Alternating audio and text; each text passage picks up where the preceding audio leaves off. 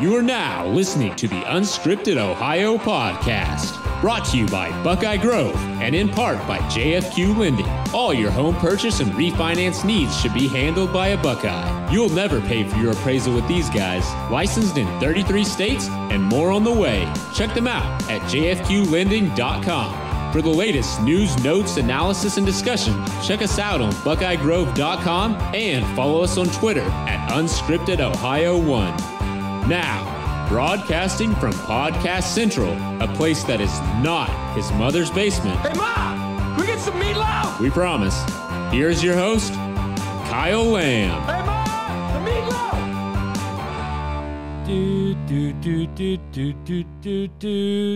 Oh, sorry about that. I was just humming, that certain fight song from the state up north. The one that is not playing today.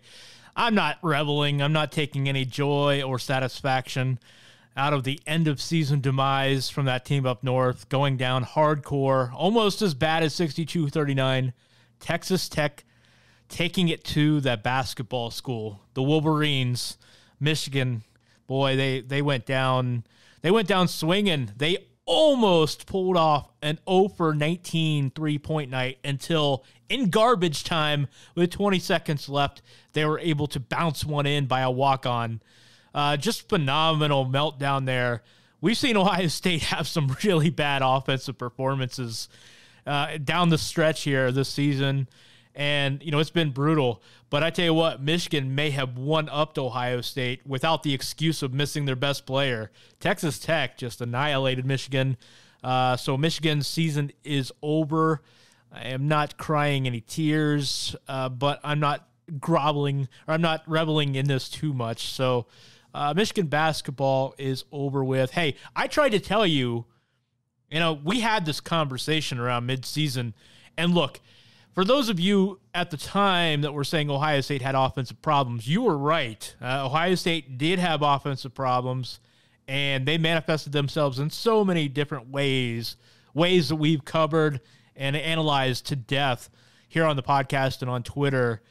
But you have to remember, I said this, I was very steadfast, and the people that were saying around, middle of January, well, why can't Ohio State be like Michigan offensively? Michigan has all of these scoring options, and they're just so good on offense. And I was trying to point out, and it took on a life of its own. People were trying to make this out to be like I'm saying Ohio State has a better offense than Michigan. That was never, ever the argument, never the point.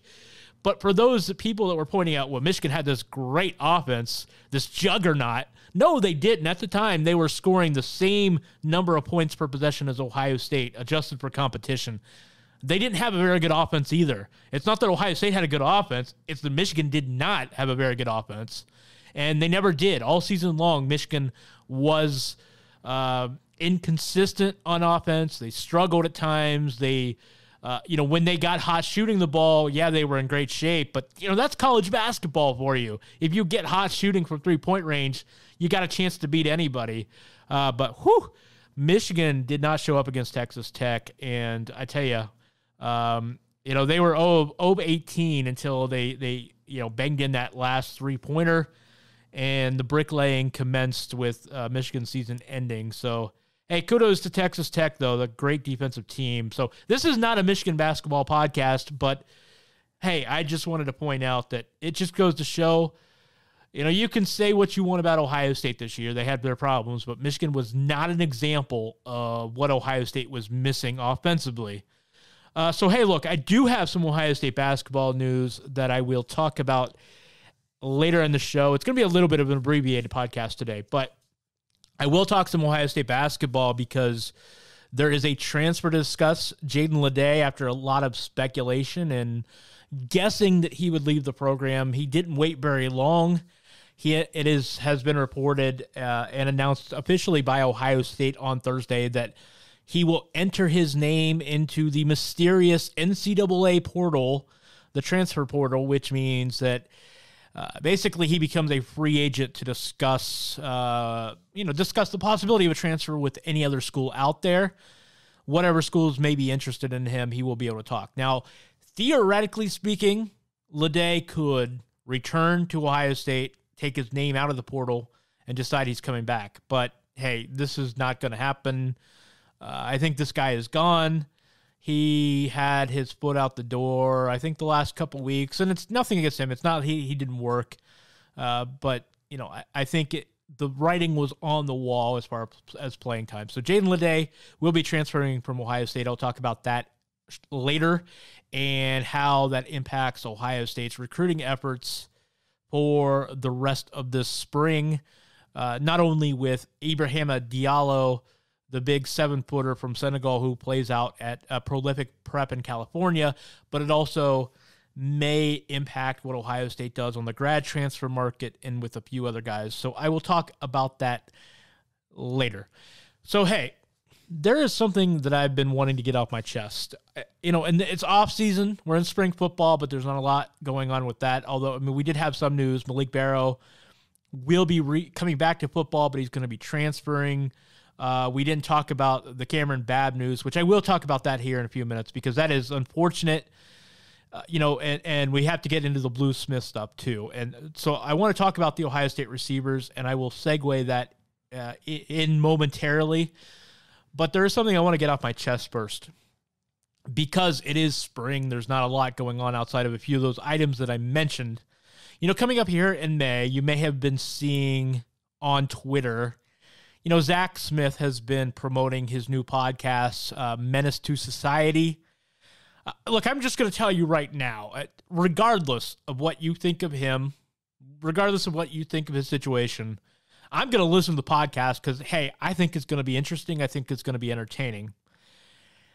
People are very opinionated, both on both sides of this. You know, there are some people that just, you know, despise Zach and want him to shut up and go away. There are others that still think he did little to nothing wrong, and that he should express himself as much as he wants. Now, I am firmly in the camp. He should be all about himself right now. Look, if your foremost concern here is Ohio State, you know, you have nothing to worry about. He's not trying to attack Ohio State. He's not coming after anybody still employed at Ohio State. He's not coming after Urban, who is not, well, technically Urban is employed by Ohio State, but he's not coming after Urban Meyer. He's not coming after Ohio State or any Ohio State coaches or employees or players or any of that nature, okay? His only goal here, from what I can tell, and I'm not Zach Smith, and I can't put words in his mouth, but I think he's just out to come after people that have come after him. And look, set aside your disdain for him for right now. If that's what you have, can you really blame the guy? Put it this way. If he did what he was accused of by Courtney, then sure, there's nobody that should have any sympathy for him. But we don't have any proof that that's what happened. You know, that he said, she said stuff is always probably going to stay that way. We'll never know what the full truth is. But look at it from the other point of view. If you think that he is not guilty of the things that he's been alleged from Courtney, then all the other stuff really, for what he had to go through, I'm not saying losing his job as an assistant football coach at Ohio State. I think you could argue that that was still maybe justified. But if you look at everything else he's been through, I mean, he's been through the ringer for all of the media attention, all the stuff that he had to go through. If he's not guilty of the main charge from Courtney Smith, and that's all it is, it's just an allegation from her because it was never tried, let alone, you know, much less convicted in court because it never got that far. But if he's not guilty of that stuff, then everything Zach Smith went through, and I don't care about the sex toys, I don't care about, you know, maybe alcohol use, some anger issues. Look, his demons have been exposed. They've been put out in public. And I'm not saying that the guy doesn't have the issues. He's admitted he's had issues. But for what he's been through, I don't think the punishment fits the crime. I think that he has been through the ringer on this stuff. And I'm trying to keep an open mind as to whether or not he's guilty of the really bad stuff. And I don't know, and I'm not taking a position on that. But if I'm that guy and say I am not guilty of that, I'm telling you what now, if I'm in his position, I'm coming out swinging, and I am going to expose every single person that put me in this position unfairly, because, what he did, mistakes or not, does not deserve all of this that he's gone through. He's lost everything. And I'm not saying he's a victim. I'm not saying that he hasn't done anything wrong, but he has a right to come out swinging and defend himself. And I know there are people that will say, well, it's just he's making himself look bad. Hey, how bad can you look? I mean, how much worse can you look? You've already been through, the allegations of being a wife beater. You've been through the allegations of being an alcoholic, a sex addict, a rageaholic. I mean, there's so much, on him right now, character-wise, that his reputation can't get any worse. I mean, Taylor Swift can't look worse than he can look right now. It's just, he's in a really bad situation. And so what? If he wants to come out and start naming names, then let him, and I don't understand why people are getting so worked up about this. I see people will jump in his timelines and his mentions and, start calling him this and start calling him that. And these are people that don't have any connection with Zach Smith. And it's like, why? Why are people so upset about this?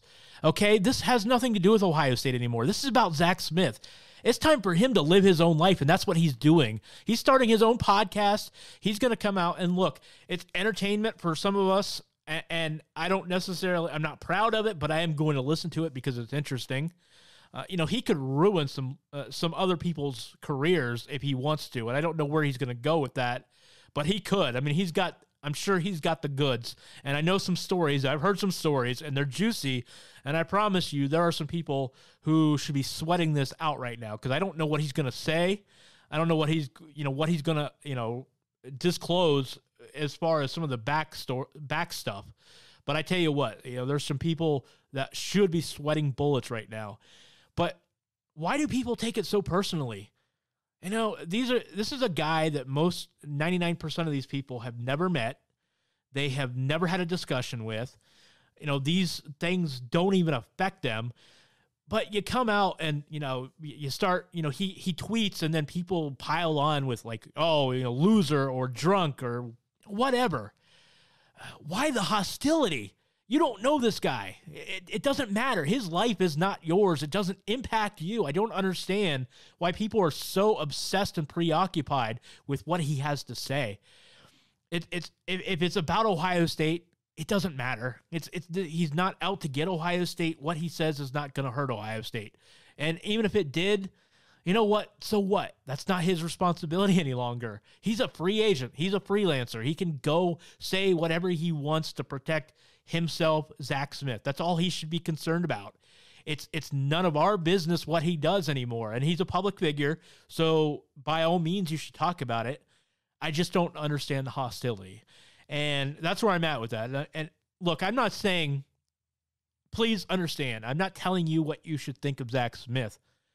I'm just saying I don't understand why the hostility, why reply, why come at him and call him names and take all these shots at him. I just don't understand. What personal investment is there? Life is too short. Who cares? Just brush it off, shrug it off. I don't understand the need to pile on. This guy, he's already been through what he's been through. Maybe he's guilty, maybe he's not. That's only he and Courtney know the real truth. That's all I'm saying.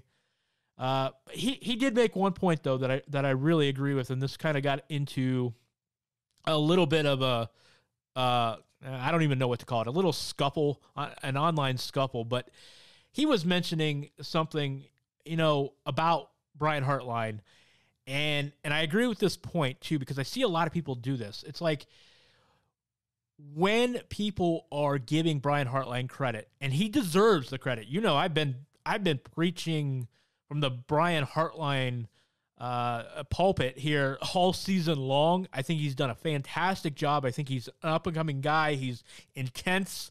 He's done a great job getting the most out of the receivers this year. And, hey, he's clearly just knocking it out of the park in recruiting. But when you say all that, do you really need to do you need to go back and say, Zach Smith did a terrible job. He's a terrible coach. And what's the point in rehashing all that? I would argue anyway, it's so tough to differentiate good coaches from bad coaches, especially at positions, because, it's easy to look at a position group and say, well, they overachieved or they underachieved. And all of that is based on perception anyway. And perception can be a fickle thing. Sometimes you can you can wrongly perceive something, maybe talent level or, what kind of coaching they're getting. I think it's dangerous to only look at production based on your perception and judge a coach on that. Because if you think about it, even in a 4-year career, you may only go through 5, 6, 7 receivers. And if you're judging production on that number of guys, and that's a typical assistant coaching career, by the way, it's under 4 years. In some cases, I think it's like 3 to 4 years on average.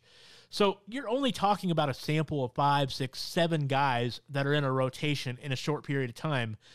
So it really is a small sample. Even if we could judge based on production, it's a small sample. But even then, I'm not sure that that's always necessarily proof positive that a coach did a good job or a bad job coaching a position group. It's did they recruit well? Are those guys able to be coached? And, hey, I know ultimately some would say, well, it's on the coaching staff to get a guy to be coachable, but it doesn't actually work out that way. So I'm not here to tell you Zach Smith did a good or bad coaching job when he was at Ohio State. I think there are criticisms to be had there. I think those are fair. But even if it's a fair criticism, again, why knock the guy? Hey, just talk about Brian Hartline and just say, great job, and let that be the end of it. Let bygones be bygones. And I know there's some irony here because I'm saying let bygones be bygones when I'm saying Zach Smith should go, play out his podcasts and name names. I get that there's a little bit of hypocrisy there on my part. I'm going to own up on that. But again, the difference here is, Zach Smith was personally affected. And I'm not trying to be a Zach Smith cheerleader here or a defender. I'm just saying I don't understand the hostility towards this guy. He's not done anything to you guys personally. You guys and gals out there, none of this stuff has anything to do with you. Just let him play out his life how he wants to. If you want to listen to his podcast and turn it on, like I'm going to, because I think it's going to be interesting to hear what he has to say, great. If you don't, hey, I think that's great too. If you say I've had enough and I don't want to listen, I completely respect that. By the way, I think most of you, regardless of what you say, I have a feeling most of you will turn it on because you know what they say, curiosity killed the cat. But we all have feline qualities. I don't even actually know that. That's kind of stupid on my part to say that. But hey, back to this Brian Hartline thing. So let's look at the receivers here. Let's first touch on the Cameron Babb thing. I feel so bad for this guy because this is going to be the 3rd year in a row now. He's going to go down with what could be a season-ending knee injury. And, I mean, this guy, man, that's just tough luck. He's so talented, and I was really excited to see him get an opportunity to be in Ohio State's, 2 deep this year, and I think he would have made a splash if he were healthy. But it's tough to see a guy like that go down. And I see a lot of people comparing this to hoping that this will be like Johnny Dixon. Johnny Dixon came back from so many injuries and so much adversity and had a great senior season. And I'm not saying that Cameron Babb can't do that, but man, he's got a longer row to hoe than Johnny Dixon did because these are serious knee injuries and Dixon's injuries, although equally persistent, they weren't quite as destructive as what Babb has been through. When you go through a couple torn ACLs and maybe now a third serious knee injury, that really puts you behind the eight ball. And hey, if this guy is able to come back from that, then he can do anything, because that's going to be really tough to come back from. But I really hope for his sake that he is able to make a successful rehab, and we'll see him in Ohio State uniform by next year. But his injury in a vacuum could have been tolerated because Ohio State has such a deep roster of receivers this year. But it really does kind of put a little more emphasis on the LaChristian Blue Smith transfer. And I'm not surprised necessarily the Blue Smith transferred, although I never heard his name that he was looking to transfer. But he seemed to be a guy that, maybe was forgotten about a little bit. And, last year, it's not surprising that he didn't get playing time last year. But I think if you looked at some of the too deep projections for this year, he got lost in the shuffle a little bit. And, you just talk to people that were familiar with his high school career, and maybe they're not real surprised that he transferred. And I think that's where we're at with him. You combine his transfer is not really in itself a big deal, and that's nothing against him, and that doesn't have anything to do with his talent.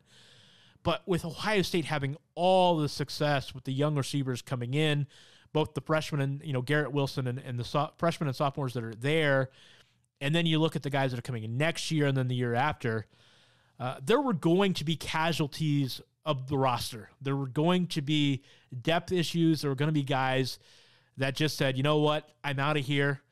That was bound to happen, and that's what happened in this case. And now I think there's a little short-term worry because you're losing Babb and Smith, and so now Ohio State maybe has to count on some of these freshmen and sophomores a little bit more than they did in the past.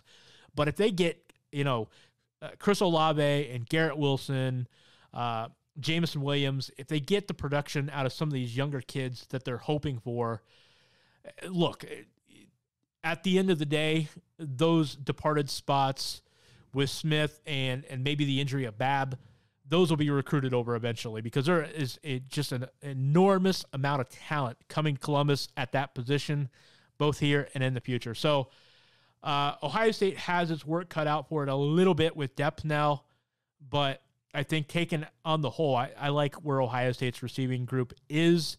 So LaChristian Smith is transferring.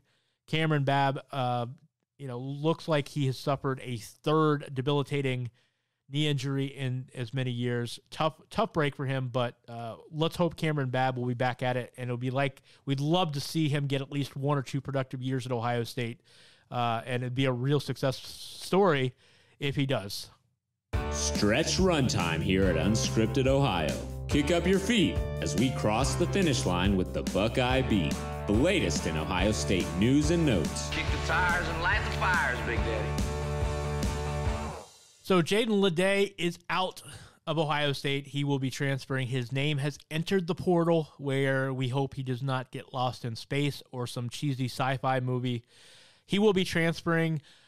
Just FYI, and I'm not sure, and I know most of you don't really care. The fact is he's not going to be a Buckeye anymore. I look for him to go back, closer to home. He's from Houston. Maybe he goes to Houston to play for Kelvin Sampson, maybe Texas A&M, where he chose the Buckeyes over Texas A&M the first time around. I look for him to go back to that region somewhere along those lines, but he will not be back in Columbus next season, it appears. So with his departure, Ohio State now has 2 scholarships remaining for next year's roster. They have 11 positions filled. Remember, Micah Potter opened up 1 spot, and they will have a second spot open up now with Leday's transfer. So they have 2 spots to fill. Ibrahima Diallo from Prolific Prep in California is one of those guys Ohio State is looking at. He visited a few weeks ago. Chris Holtmann was actually out to California, where he plays his basketball, to visit him. I would not be surprised if Ohio State gets a commitment out of him. They have offered. They are still recruiting him. Last I knew, they were trying to get all his paperwork finalized and then take a look and maybe make a run at him. or a run at another grad transfer big. Joey Brunk, a big from Butler, he would have 2 years remaining. He's a 6'10 center. He's announced his transfer. He was actually recruited to Butler by Chris Holtmann. That's another guy to keep an eye on. But I think taking the two, I think Brunk is just more of a backup big with limited ceiling, although he would have 2 years of eligibility, where Diallo, a lot more raw, a lot more unpolished, but a higher ceiling. I'm not sure he would be as good of a backup coming in right away, but he has a huge ceiling, very long, 7'6" wingspan. He's 7'1", pretty athletic for his size. He's quick, long arms, as I said, very good defensive player potentially, very good rebounder potentially. His offense has a long way to go. I think they're going to go the Diallo route and then look for a grad transfer on the wing. Now, there are a number of options out there. I mentioned Seth Towns, a possibility. To my knowledge, he has not decided he's leaving Harvard as a grad transfer, but that is a name that has been mentioned as a possibility. Justin Pierce, potential transfer from William and Mary. He's a double-double machine, an 17, 18, and 10 type of guy for the Tribe this past season. There are a lot of options out there. I know people have said, well, what about Ben Roderick? I'm going to tell you, I just don't see it happening. I don't think Ohio State is going to offer Roderick. Best thing I can say about him is that I think he's going to be a great player at a place like Ohio. In the MAC, I think he can put up big numbers. I'm not saying he's not Big Ten material. I'm not saying he can't go to a Big Ten program and be successful. I just don't think that's the best move for him right now. He has legitimate issues with quickness, beating people off the dribble. I've said it. I know some people have tried to argue this point with me. I just don't think he is enough of a step up because of a lack of a quick first step. He's not a guy that's going to beat people in the Big Ten off of the dribble with any regularity. He can shoot it. He's got instincts, solid rebounder for his size, good scorer. He's a smart kid. Good handle. He's got a decent handle. I just don't think that he is going to be a standout player on the Big Ten level. I'm not saying he can't play on the Big Ten level. Not saying he can't be in the rotation, maybe even start for some programs. But I don't think he's enough of an impact type of guy to get a scholarship from Ohio State. And I don't look for him to get a scholarship. I think Ohio State would like to get one big. That will probably be Diallo. And then I think they're going to go one grad transfer scorer to get some experience and leadership in there next year and maybe a little bit of shooting on the side. So Leday is out. Remember, he was a 4. And I see people making this mistake. Well, he left because, he wanted to play the 4 and Ohio State wanted the 5. No, they brought him in as a power forward. They wanted him to play power forward. He was forced into some backup minutes in the post because Micah Potter left before the season. That's why he was in there. Ohio State never had any illusions that he was a post player. That is why he was in there, just because of Micah Potter, out of necessity.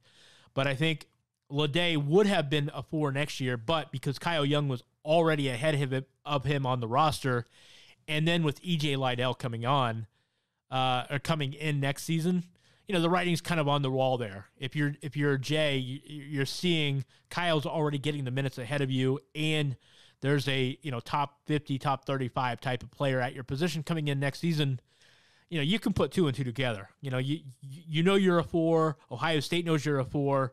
But you're a 4 that's not going to beat out these guys. That's what it comes down to. But look, the kid did everything that was asked of him. Ohio State has no issues whatsoever. He's a good student, a good guy. He worked hard. He did everything that Ohio State wanted him to do. At the end of the day, he just wasn't having the type of freshman season that he wanted to have, the coaches wanted him to have, and there's nothing wrong with that, okay? Nobody's at fault. It just didn't work out well. The roster space isn't there for him, so he is out, and now Ohio State will look to add maybe one more grad transfer if they can find one. And I got to tell you, I've said it before, but Ohio State has a chance to have a really, really impressive roster next year. They're going to have a pair of point guards. They're going to have better shooting, better experience. when you've got the ball handling with the shooting, and then you've got a couple bigs, you got a couple talented scorers, and then maybe you have a rim protector as a backup for Caleb Wesson, or an experienced veteran backing up Caleb Wesson. You've got all the ingredients there. You'll have a deep roster that has a chance of being near or at the top of the Big Ten and maybe making a run in the NCAA tournament. We'll see how it goes, but Ohio State basketball looking like it's in much better shape. Jaden Leday is transferring, and now they will have 2 spots left to fill the rest of the spring. So, hey, that is going to wrap it up. But before I wrap it up, I would like to say I'm trying, and I can't make any promises yet, but I do want you to know I am trying to get a live remote podcast, Unscripted Ohio, set up for the spring game. That would be Saturday, April 13th. If I can get it set up, and I'm in negotiations on a spot right now, we would broadcast probably starting at 10 a.m., I believe, 10 to 11 or 11:30 on the morning of the spring game. Johnny and Corey from Scarlet and Great would be on, probably Kevin, Mark, maybe even Kirk Barton. We'll have kind of a rotating panel for that podcast. I'm hoping that all comes together. I can't make any promises just yet, but I am working on that. That'd be something very exciting if we can make it happen. Anyhow, that's going to wrap it up for me. I hope everybody has a great weekend. You can catch me on Twitter at KYLam8. Catch us again on Monday, as in every Monday and Friday, on BuckeyeGrove.com, as well as on SoundCloud, iTunes, Google Play, Stitcher, and Spotify. We'll be back again Monday. Hope everybody has a great weekend, and go Bucks. You can get new episodes of Unscripted Ohio on Mondays and Fridays exclusively at BuckeyeGrove.com or anytime on SoundCloud, iTunes, Google Play, or Stitcher. Be sure to subscribe to stay up to date on all things Ohio State.